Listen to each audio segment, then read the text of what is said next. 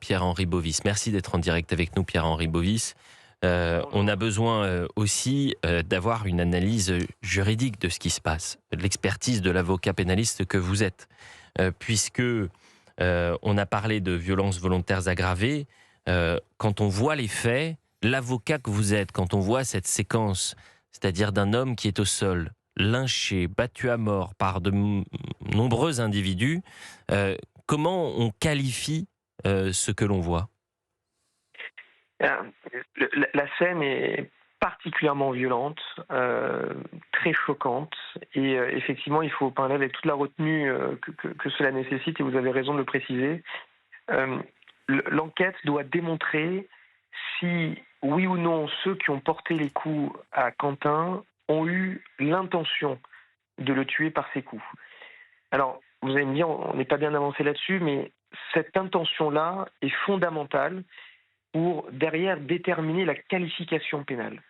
Est-ce que on est sur des coups ayant entraîné la mort ou est-ce qu'on est vraiment sur une intention de tuer?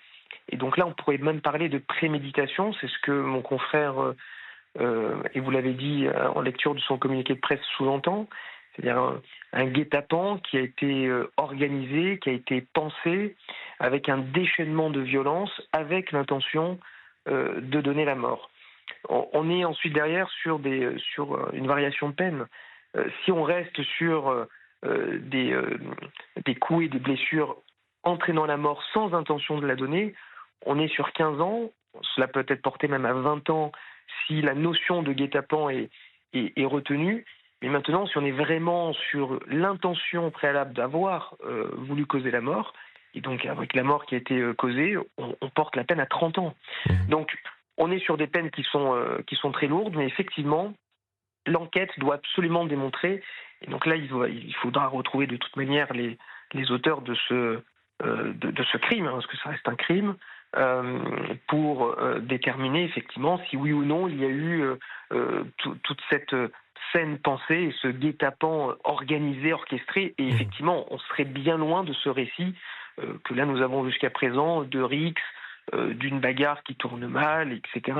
Où on a ce sentiment assez nauséabond en lecture de certains articles de presse de relativiser ce qui s'est passé en disant que c'est un drame qui est survenu malencontreusement. Mmh.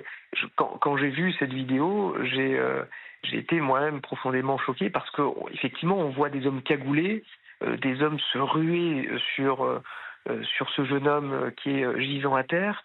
On voit un déchaînement de violence qui est sans commune mesure.